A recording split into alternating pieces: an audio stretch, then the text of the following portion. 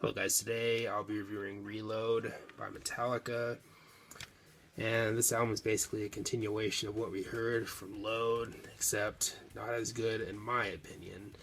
When it comes to ranking their albums, this album is closer to the bottom for me personally.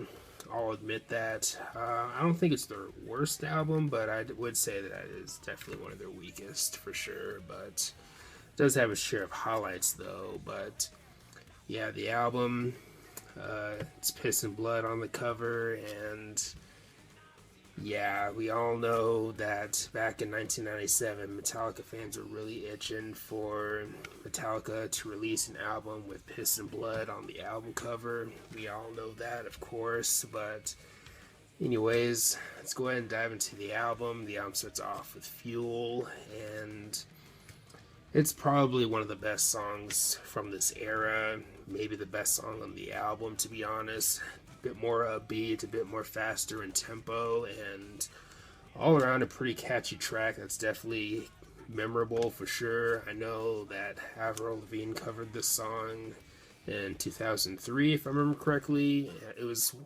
a show that was basically celebrating Metallica in a way I can't remember what exactly, but you had bands like Sum 41, Limp Bizkit, Korn, and many other artists that were covering their songs at this show. But yeah, Fuel, definitely a great song and definitely one of the highlights on this album and again from this era. But then we get to the song The Memory Remains, and this is another single from the album, and overall I think it's another highlight on the album. If you get past the part with Marianne Faithfull, who I believe is a British singer, in the song towards the second half of the album or second half of the song, she does this na na na na na na na, and I'll be honest, every time that part starts to come up, I always skip it.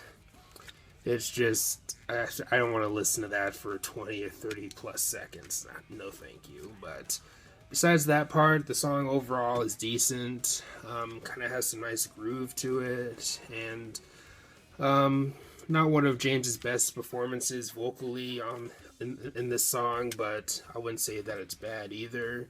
But overall, it's a decent song overall, not and an interesting choice for a single too. But then we get to the song Devil's Dance, and what I really like about this song is the overall weight of the riffs. They have some nice weight to them, some nice beef to them. A bit slower in tempo, and I think it's kind of an underrated song. Not the best song on the album, but I think it is one of the better songs in general on the album, at least in my opinion. But then you get to another single on the album, The Unforgiven 2. The song does have some similarities to the first one or the original one, such as with the verses in terms of like chord progression. But I like The Unforgiven too, but it definitely comes nowhere near the first one. Nowhere. It doesn't even touch it. But again, it's not bad though. I do like it overall, but not much to say about it in general. But then we get to the song Better Than You. And this song is lyrically basically about someone who is obsessed with becoming better than someone. Definitely kind of a vague lyrical meaning to go for, but that's what the song is about. But I believe the song was nominated for something. I can't remember. Maybe for best metal performance or something like that. And I mean, it was 1997. I mean, of all songs, you'd pick this one. I don't know, but I don't think it's one of the best songs on the album. I mean, if I were to rank the songs on this album, that song would probably be maybe more towards the middle, maybe. But I don't know. I think the song is just okay. But then we get to the song Slither. And the main riff, it's nothing to write home about, but I wouldn't say that it's bad, though. Vocally, James, definitely not his best. Maybe one of the weaker vocal performances from him on the album. He does some odd things vocally in this song, such as with the line "See you crawling" or whatever.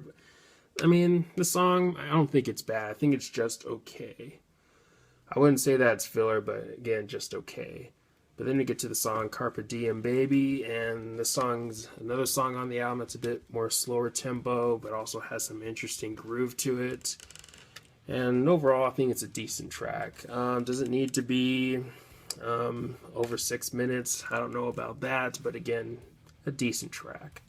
But then we get to Bad Seed, and the song, to be honest, is kind of filler. Not much to say about this one, but it's okay. But then we get to Where the Wild Things Are, which is maybe the oddest song on the album, the weirdest song. But at the same time, it's actually one of my personal favorites on the album, oddly enough. But I don't know, I like the weirdness and just how different it is from the rest of the album. Now, it's not drastically different, but different enough to say that I'd say it's unique on the album. But also, James does some interesting things vocally in this song too, that sometimes it works, sometimes it doesn't, but I don't know what it is about the song. I've always been intrigued by it in general, and it's definitely a part of why it's one of my personal favorites on the album. But then you get to the song Prince Charming, one of the heavier songs on the album. It does have some questionable lyrics, such as in the verses, but besides that, I think the song is not bad. Not one of the more memorable tracks in their catalog in general, but again, not bad though. But then you get to Low Man's Lyric. I could never get into this song at all. Lyrically, it describes the thoughts of a drug-addicted homeless man who is just really wanting a second chance, really wanting to redeem himself, and stuff like that. The song to me is just way too long, and the song doesn't do enough to keep me invested in the song while I'm listening to it. I just can never get into the song in general.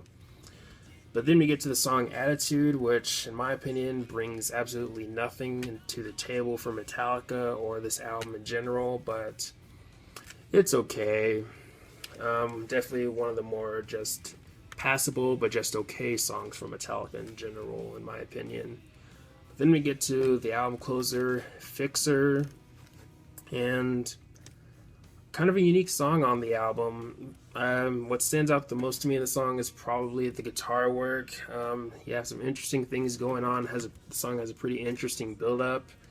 Lyrically, if I remember correctly, the song deals with child abuse and just really wanting to seek help from that or about that. But does the song earn the right to be a little over 8 minutes long? I don't think so, but for what it is, I'll give it props for trying to be different and being somewhat unique, and just for the band in general, just doing something different. Interesting choice for an album closer too. I'll definitely say that too. But overall, it's a decent song. Not one of their more memorable songs in their catalog, but again, not bad. But certainly unique though.